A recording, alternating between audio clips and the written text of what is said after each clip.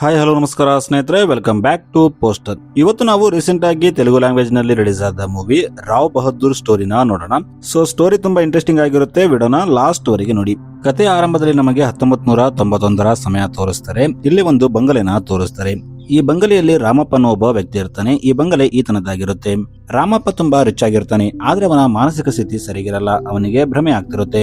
ಅವನು ನಿದ್ರೆ ಮಾಡ್ತಿದ್ದಾಗ ಅವನಿಗೆ ಅಚಾನಕ್ ಆಗಿ ಭಯವಾಗ್ತಿರುತ್ತೆ ಮತ್ತು ಅವನಿಗೆ ಅವಾಗವಾಗ ಕೆಟ್ಟ ಕನಸು ಬೀಳ್ತಿರುತ್ತೆ.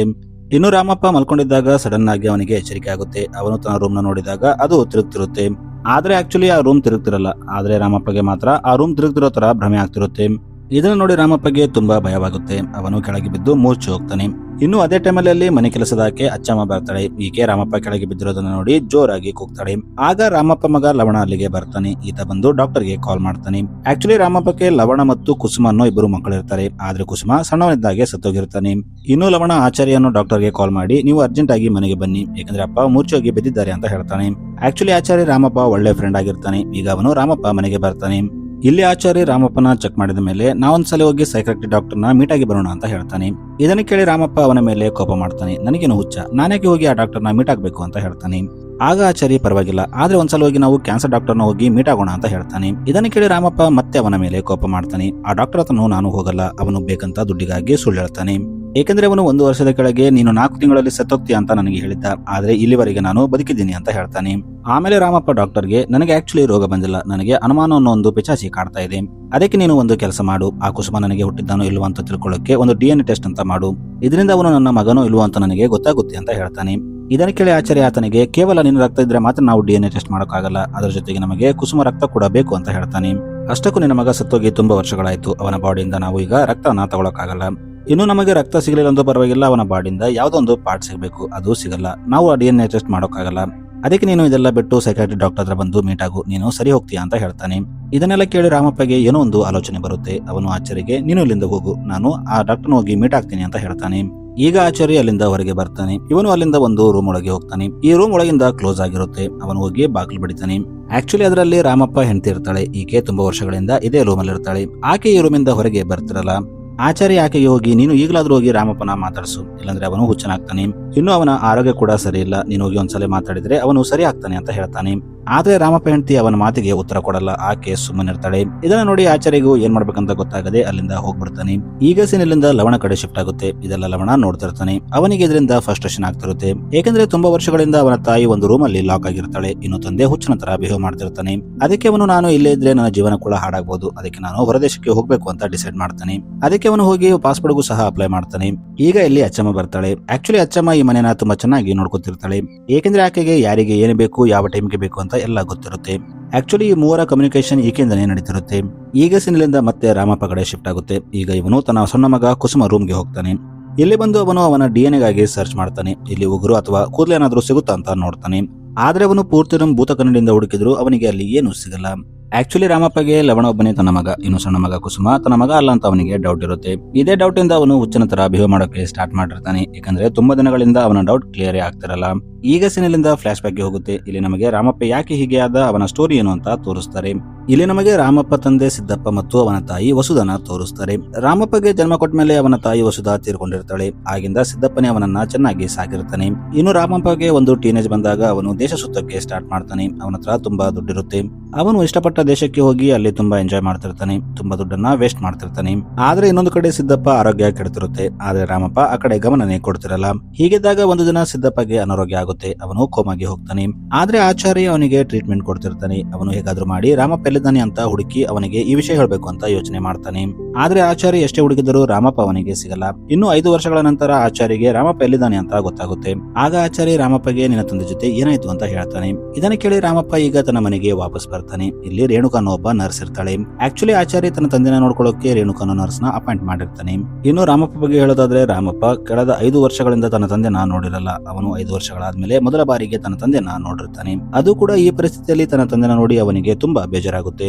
ಇನ್ನು ಮಾರನೇ ದಿನ ಡಾಕ್ಟರ್ ಆಚಾರಿ ರಾಮಪ್ಪನ ಮೀಟ್ ಆಗೋಕೆ ಬರ್ತಾನೆ. ಆತ ಬಂದು ರಾಮಪ್ಪಗೆ ನಿನ್ನ ತಂದೆ ತುಂಬಾ ಚಿಂತೆ ಮಾಡ್ತಿದ್ರು, ಅವರು ಕೇವಲ ನಿನ್ನ ಬಗ್ಗೆನೇ ಯೋಚನೆ ಮಾಡ್ತಿದ್ರು. ನೀನು ಮದುವೆಗಿದುವೆ ಬೇಡ ಅಂತ ದೇಶ ಸುತ್ತಕ್ಕೆ ಹೋಗಿದ್ದೆ, ಇದರಿಂದ ನಿಮ್ಮ ತಂದೆಗೆ ನಿಮ್ಮ ವಂಶ ಮುಂದೆ ಸಾಗಲೇನೋ ಅಂತ ತುಂಬಾ ಭಯವಾಗ್ತಿತ್ತು. ಇದೇ ಚಿಂತೆಯಲ್ಲಿ ಅವರು ಹಾಸಿಗೆ ಹಿಡಿದ್ರು. ಇನ್ನು ಬರ್ತಾ ಬರ್ತಾ ಅವರ ಆರೋಗ್ಯ ಕೆಟ್ಟೋಗಿ ಅವರು ಕೋಮಾಗೆ ಹೋದ್ರು. ಇನ್ನು ಅವರು ಬದುಕ್ತಾರೆ ಅನ್ನೋ ಗ್ಯಾರಂಟಿ ನನಗಿಲ್ಲ. ಇನ್ನು ನಿಮ್ಮ ತಂದೆಗೆ ಏನಾದ್ರೂ ಆದ್ರೆ ನಿಮ್ಮ ಸಂಬಂಧಿಕರೇ ನಿಮ್ಮ ಆಸ್ತಿಯನ್ನ ಲೂಟಿ ಮಾಡೋಕೆ ಹೊಂಚಾಗ್ತಿದ್ದಾರೆ ಅಂತ ಹೇಳ್ತಾನೆ. ಮತ್ತು ನೀನು ಅದನ್ನ ತಡಿಬೇಕಾದ್ರೆ ನೀನು ಒಂದು ಮದುವೆ ಆಗಿ ನಿನ್ನ ಆಸ್ತಿಯನ್ನೆಲ್ಲ ನಿನ್ನ ಕಂಟ್ರೋಲ್ಗೆ ತಗೊಂಡು ನೀನೇ ಅದನ್ನ ನಡೆಸ್ಕೊಂಡು ಹೋಗ್ಬೇಕು ಅಂತ ಹೇಳ್ತಾನೆ. ಇನ್ನು ಅದೇ ಟೈಮಲ್ಲಿ ಅಲ್ಲಿ ರೇಣುಕಾ ಬರ್ತಾಳೆ. ಈಕೆ ಇವರಿಗಾಗಿ ಟೀ ತಗೊಂಡು ಬಂದಿರ್ತಾಳೆ. ಇನ್ನು ರೇಣುಕಾ ಬಗ್ಗೆ ನೋಡೋದಾದ್ರೆ ರೇಣುಕಾ ತುಂಬಾ ಹಸನ್ಮುಖಿಯಾಗಿರ್ತಾಳೆ. ಈಕೆ ಎಲ್ಲರ ಜೊತೆಗೆ ಬೇಗ ಹೊಂದ್ಕೊತಿರ್ತಾಳೆ. ಹೀಗೆ ಬರ್ತಾ ಬರ್ತಾ ರೇಣುಕಾ ಸಿದ್ದಪ್ಪ ಜೊತೆ ರಾಮಪ್ಪನ ಕೂಡ ತುಂಬಾ ಚೆನ್ನಾಗಿ ನೋಡ್ಕೊತಿರ್ತಾಳೆ. ಆಕೆ ಅವರಿಗೆ ಬೇಕಾದ ಎಲ್ಲ ಸೌಕರ್ಯ ಮಾಡಿ ಕೊಡ್ತಿರ್ತಾಳೆ. ಇದನ್ನ ನೋಡಿ ರಾಮಪ್ಪಗೂ ರೇಣುಕಾ ಅಂದ್ರೆ ತುಂಬಾ ಇಷ್ಟ ಆಗುತ್ತೆ. ಬರ್ತಾ ಬರ್ತಾ ಇವರು ತುಂಬಾ ಕ್ಲೋಸ್ ಆಗ್ತಾರೆ. ಇನ್ನು ರಾಮಪ್ಪ ವಂಶದಲ್ಲಿದ್ದ ಗಂಡು ಮಕ್ಕಳಿಗೆ ಎಲ್ಲರಿಗೆ ಒಂದು ಸೇಮ್ ಹ್ಯಾಬಿಟ್ ಇರುತ್ತೆ. ಅವರು ತಮ್ಮ ವಂಶದ ಬಗ್ಗೆ ಹೆಮ್ಮೆ ಪಡೋಕೆ ತಮ್ಮ ಬಲಗೈಯನ್ನ ತಮ್ಮ ಎದೆ ಮೇಲೆ ಇಟ್ಕೊತಿರ್ತಾರೆ. ಇದೇ ಹ್ಯಾಬಿಟ್ ಸಿದ್ದಪ್ಪಗೂ ಕೂಡ ಇರುತ್ತೆ. ಅವನು ಕೋಮದಲ್ಲಿದ್ರು ಅವನ ಬಲಗೈ ಆಟೋಮೆಟಿಕ್ಲಿ ತನ್ನ ಎದೆ ಮೇಲೆ ಹೋಗ್ತಿರುತ್ತೆ. ಇದನ್ನ ನೋಡಿ ರಾಮಪ್ಪ ಮತ್ತು ರೇಣುಕಾ ಇಬ್ಬರು ಶಾಕ್ ಆಗ್ತಾರೆ.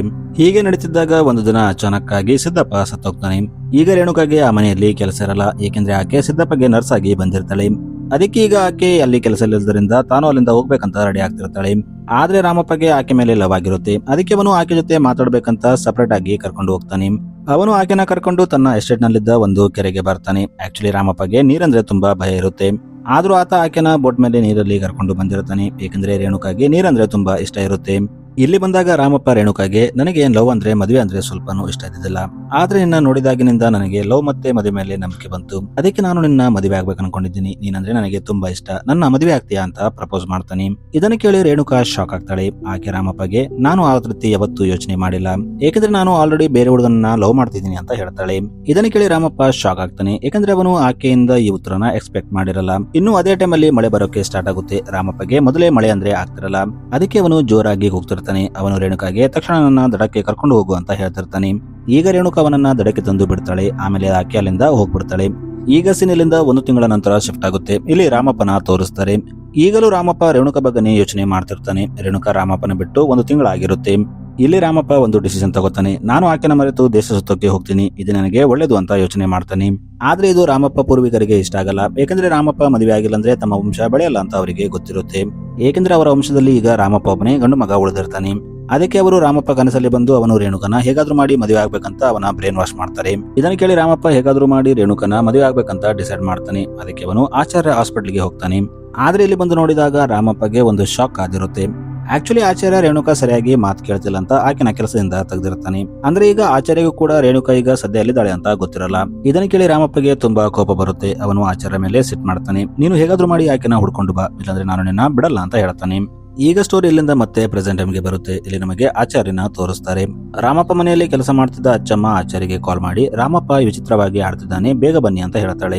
ಇದನ್ನ ಕೇಳಿ ಆಚಾರ್ಯ ಈಗ ರಾಮಪ್ಪ ಮನೆಗೆ ಬರ್ತಾನೆ. ಇಲ್ಲಿ ಬಂದು ನೋಡಿದಾಗ ಆತ ಕೂಡ ಶಾಕ್ ಆಗ್ತಾನೆ. ಏಕೆಂದ್ರೆ ರಾಮಪ್ಪ ಗಾಂಧಿ ಅನ್ನೋ ವ್ಯಕ್ತಿ ಜೊತೆ ಮಾತಾಡ್ತಿರ್ತಾನೆ. ಇದನ್ನ ನೋಡಿ ಆಚಾರ್ಯ ಒಳಗೆ ಹೋಗ್ತಾನೆ. ಆದ್ರೆ ಅಲ್ಲಿ ಯಾರು ಇರಲ್ಲ.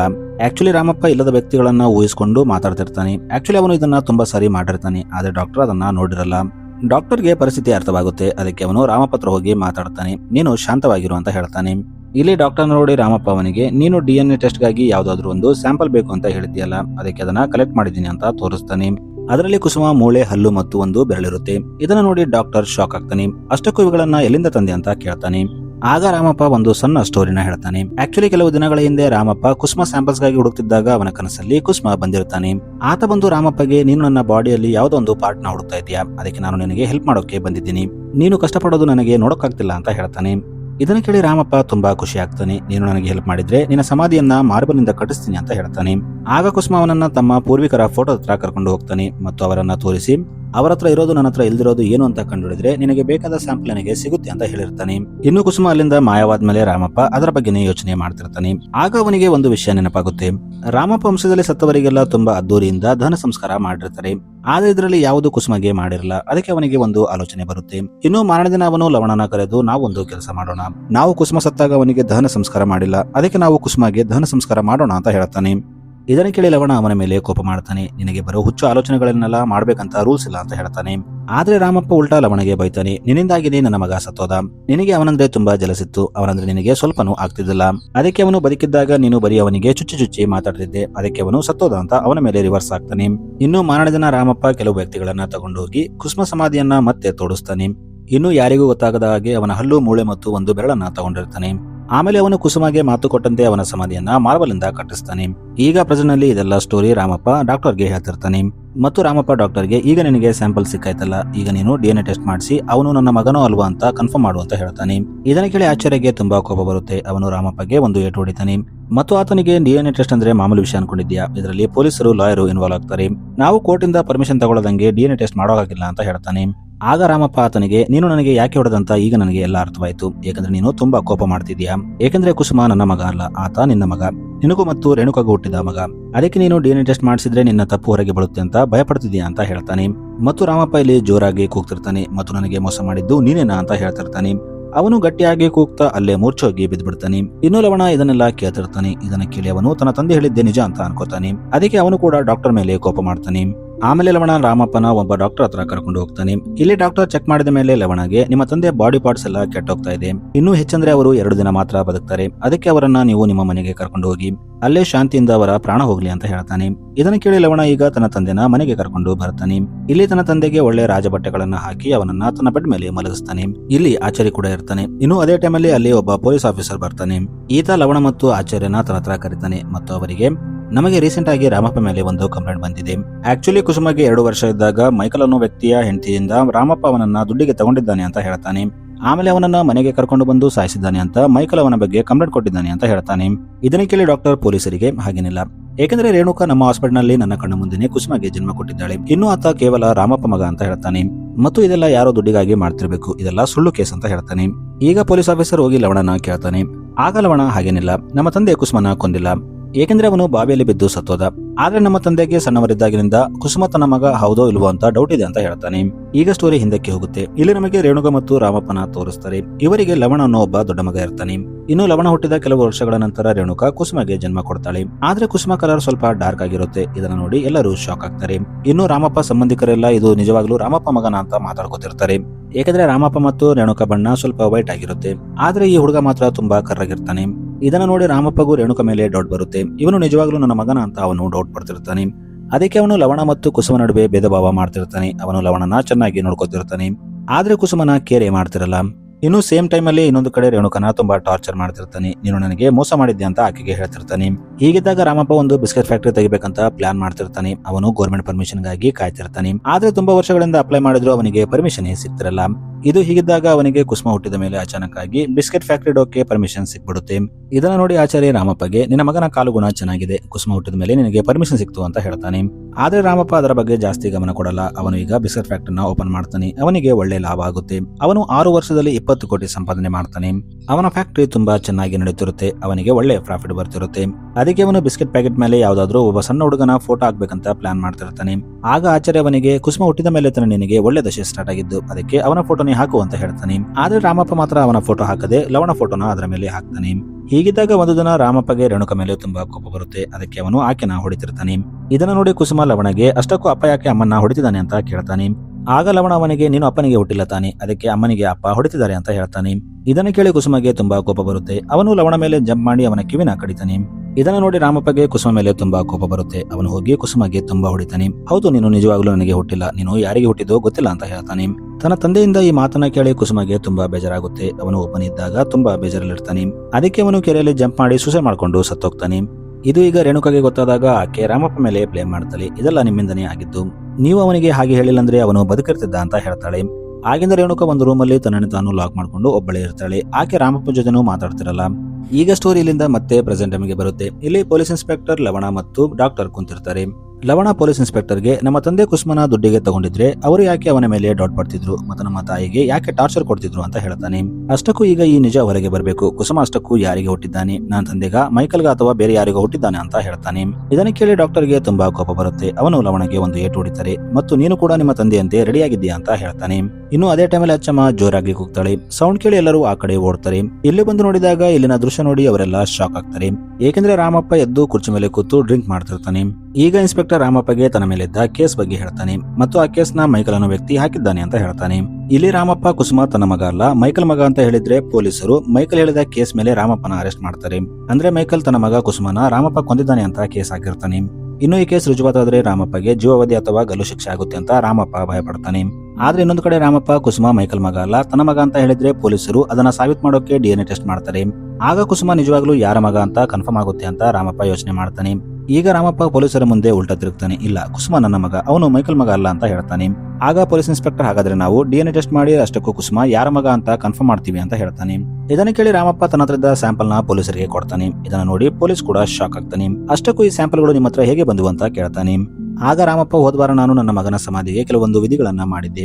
ಆಗ ಅವನ ನೆನಪಿಗಾಗಿ ಈ ಮೂಳೆಗಳನ್ನ ತಗೊಂಡಿದ್ದೀನಿ ಅಂತ ಹೇಳ್ತಾನೆ. ಆದ್ರೆ ಪೊಲೀಸ್ ಇದಕ್ಕೆ ಒಪ್ಪಲ್ಲ. ನಾವು ಇದನ್ನ ಕನ್ಫರ್ಮ್ ಆಗಿ ಕುಸುಮ ಸ್ಯಾಂಪಲ್ಸ್ ಅಂತ ಹೇಳೋಕ್ಕಾಗಲ್ಲ. ಅದಕ್ಕೆ ನಾವು ನಮ್ಮ ಪದ್ಧತಿ ಪ್ರಕಾರ ಬಂದು ಸ್ಯಾಂಪಲ್ ನ ಕಲೆಕ್ಟ್ ಮಾಡ್ತೀವಿ ಅಂತ ಹೇಳ್ತಾನೆ. ಇನ್ನು ರಾಮಪ್ಪಗೆ ಕೂಡ ಇದೇ ಬೇಕಾಗಿರುತ್ತೆ. ಅದಕ್ಕೆ ಅವನು ಪೊಲೀಸರ ಮಾತಿಗೆ ಒಪ್ಕೋತಾನೆ. ಇನ್ನು ಮಾರದಿನ ಪೊಲೀಸರು ಫಾರೆನ್ಸಿಕ್ ಟೀಮ್ ಜೊತೆ ಹೋಗಿ ಸ್ಯಾಂಪಲ್ ನ ಕಲೆಕ್ಟ್ ಮಾಡ್ತಾರೆ.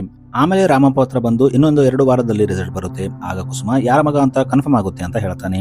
ಇದನ್ನ ಕೇಳಿ ರಾಮಪ್ಪ ತುಂಬಾ ಖುಷಿ ಆಗ್ತಾನೆ. ಇಷ್ಟು ವರ್ಷಗಳಿಂದ ತಾನು ವೇಟ್ ಮಾಡ್ತಿದ್ದು ಇನ್ನೊಂದು 2 ವಾರದಲ್ಲಿ ಕನ್ಫರ್ಮ್ ಆಗೋದ್ರಲ್ಲಿರುತ್ತೆ. ಇನ್ನು ಈಗ ಸೀನ್ ಇಲ್ಲಿಂದ 2 ವಾರಗಳ ನಂತರ ಶಿಫ್ಟ್ ಆಗುತ್ತೆ. ಇಲ್ಲಿ ರಾಮಪ್ಪ ರೆಡಿಯಾಗಿ ಕೋರ್ಟ್ಗೆ ಬರ್ತಾನೆ. ಯಾಕಂದ್ರೆ ಇವತ್ತು ಕೋರ್ಟ್ ಅಲ್ಲಿ DNA ಟೆಸ್ಟ್ ರಿಸಲ್ಟ್ ಬರ್ತಿರುತ್ತೆ. ಆದ್ರೆ ಕೋರ್ಟ್ ದಿನದ ಹಿಂದಿನ ರಾತ್ರಿ ಡಾಕ್ಟರ್ ಹೋಗಿ ಪೊಲೀಸರನ್ನ ಮೀಟ್ ಆಗ್ತಾನೆ ಮತ್ತು ನಾಳೆ ಕೋರ್ಟ್ ಅಲ್ಲಿ DNA ಟೆಸ್ಟ್ ರಿಪೋರ್ಟ್ ಬರುತ್ತೆ. ಆದ್ರೆ ನಾಳೆ ಕುಸುಮ ತಂದೆ ಮೈಕಲ್ ಅಂತ ಬರಲ್ಲ. ಏಕೆಂದ್ರೆ ಮೈಕಲ್ ಇಂದ ರಾಮಪ್ಪ ಮೇಲೆ ಕೇಸ್ ಹಾಕ್ಸಿದ್ದು ನಾನೇ. ಏಕೆಂದ್ರೆ ರಾಮಪ್ಪ ನನ್ನ ಮೇಲೆ ಡೌಟ್ ಪಡ್ತಿದ್ದ. ನನ್ನ ಮೇಲಿನ ಡೌಟ್ ತೆಗೆಯೋಕೆ ನಾನೇ ಬೇಕಂತ ಈ ಕೆಲಸ ಮಾಡಿದೆ. ಏಕೆಂದ್ರೆ ಕೇಸ್ ಆದ್ರೆ ಮಾತ್ರ ಗೌರ್ಮೆಂಟ್ ಕಡೆಯಿಂದ ನಮಗೆ DNA ಟೆಸ್ಟ್ ಮಾಡೋ ಪರ್ಮಿಷನ್ ಸಿಗುತ್ತೆ. ಆ DNA ಟೆಸ್ಟ್ ಮಾಡಿಸೋಕೆ ನಾನು ಈ ಕೆಲಸ ಮಾಡಿದೆ ಅಂತ ಹೇಳ್ತಾನೆ. ಮತ್ತು ಆತ ಪೊಲೀಸರಿಗೆ ಲಂಚ ಕೊಟ್ಟು ಈ ವಿಷಯ ಹೊರಗೆ ಬರದಂತೆ ನೋಡ್ಕೋಬೇಕು ಅಂತ ಹೇಳ್ತಾನೆ. ಇನ್ನು ಮಾರನೇ ದಿನ ಕೋರ್ಟ್ ಹಿಯರಿಂಗ್ ಸ್ಟಾರ್ಟ್ ಆಗುತ್ತೆ. ಇಷ್ಟು ದಿನದಿಂದ ರಾಮಪ್ಪ ಕೇಳ್ತಿದ್ದ ಪ್ರಶ್ನೆಗಳಿಗೆ ಉತ್ತರ ಸಿಗೋ ಟೈಮ್ ಬಂದಿರುತ್ತೆ. ಇಲ್ಲೇ ಜಡ್ಜ್ DNA ರಿಪೋರ್ಟ್ ನೋಡಿ ರಾಮಪ್ಪಗೆ ಕುಸುಮ ಬೇರೆ ಯಾರು ಅಲ್ಲ ನಿಮ್ಮ ಮಗ ಅಂತ ಹೇಳ್ತಾನೆ. ಇದನ್ನ ಕೇಳಿ ರಾಮಪ್ಪ ತುಂಬಾ ಖುಷಿ ಆಗ್ತಾನೆ. ಇಷ್ಟು ದಿನದಿಂದ ತಾನು ಕೇಳ್ತಿದ್ದ ಪ್ರಶ್ನೆಗೆ ಈಗ ಅವನಿಗೆ ಉತ್ತರ ಸಿಕ್ಕಿರುತ್ತೆ. ಅವನಿಗೆ ತುಂಬಾ ಸಂತೋಷವಾಗುತ್ತೆ. ಅವನು ಅದೇ ಸಂತೋಷದಲ್ಲಿ ಅದೇ ಕೋರ್ಟ್ ಅಲ್ಲಿ ಸತ್ತೋಗ್ತಾನೆ. ಈಗ ರಾಮಪ್ಪ ಅಂತ್ಯಕ್ರಿಯೆಗಳನ್ನ ಮಾಡೋಕೆ ಎಲ್ಲ ಸಿದ್ಧತೆಯನ್ನ ಮಾಡ್ತಾರೆ. ಇನ್ನು ಈಗ ಒಂದೊಂದಾಗಿ ಎಲ್ಲರೂ ಬಂದು ರಾಮಪ್ಪಗೆ ತಾವು ಹೇಳ್ಬೇಕನ್ಕೊಂಡಿದ್ದ ವಿಷಯನ ಕೊನೆ ಬಾರಿ ಅವನ ಕಿವಿಯಲ್ಲಿ ಹೇಳ್ತಿರ್ತಾರೆ. ಮೊದಲಿಗೆ ಅಚ್ಚಮ್ಮ ಲವಣ ಬಂದು ಅವನ ಕಿವಿಯಲ್ಲಿ ಮಾತಾಡಿ ಹೋಗ್ತಾರೆ. ಇಲ್ಲಿ ಈಗ ರೇಣುಕಾ ಬರ್ತಾಳೆ. ಈಕೆ ತುಂಬಾ ಅಳ್ತಿರ್ತಾಳೆ. ಈಕೆ ಬಂದು ರಾಮಪ್ಪ ಕಿವಿಯಲ್ಲಿ ಆಕ್ಚುಲಿ ನಾನು ನಿಮ್ಮಿಂದ ಒಂದು ವಿಷಯನ ಮುಚ್ಚಿಟ್ಟಿದ್ದೆ. ಲವಣನೇ ನಿಮ್ಮ ಮಗ ಅಲ್ಲ, ಕುಸುಮ ನಿಮ್ಮ ಮಗನೇ ಅಂತ ಹೇಳ್ತಾಳೆ. ಇನ್ನು ಈಗ ಡಾಕ್ಟರ್ ಕೂಡ ಬರ್ತಾನೆ. ಈತ ಬಂದು ರಾಮಪ್ಪ ಕಿವಿಯಲ್ಲಿ ನೀನು ನಿಮ್ಮ ತಂದೆಗೆ ಹುಟ್ಟಿಲ್ಲ, ನಿಮ್ಮ ತಂದೆ ಬೇರೆ ಯಾರು ಅಂತ ಹೇಳ್ತಾನೆ. ಆಕ್ಚುಲಿ ರಾಮಪ್ಪ ರೇಣುಕನ ಪ್ರಪೋಸ್ ಮಾಡಿದಾಗ ಆಕೆ ನನಗೆ ಬೇರೆ ಒಬ್ಬ ಬಾಯ್ ಫ್ರೆಂಡ್ ಇದ್ದಾನೆ ಅಂತ ಹೇಳಿರ್ತಾಳಲ್ಲ, ಅವನಿಂದ ಈಕೆ ಪ್ರೆಗ್ನೆಂಟ್ ಆಗಿರ್ತಾಳೆ. ಆದ್ರೆ ರೇಣುಕಾ ಪ್ರೆಗ್ನೆಂಟ್ ಇದ್ದಾಗ ಆತ ರೇಣುಕಾ ಮೇಲೆ ಡೌಟ್ ಪಡ್ತಾನೆ. ಅಷ್ಟಕ್ಕೂ ಈ ಮಗು ಯಾರ್ದು ಅಂತ ಹೇಳ್ತಾನೆ ಮತ್ತು ಆಕೆನ ಬಿಟ್ಟು ಹೋಗ್ಬಿಡ್ತಾನೆ. ಇದರಿಂದ ರೇಣುಕಾಗೆ ತುಂಬಾ ಬೇಜಾರಾಗುತ್ತೆ. ಆಕೆ ಒಬ್ಬಳೆ ಕೂತು ಅಳ್ತಿರ್ತಾಳೆ.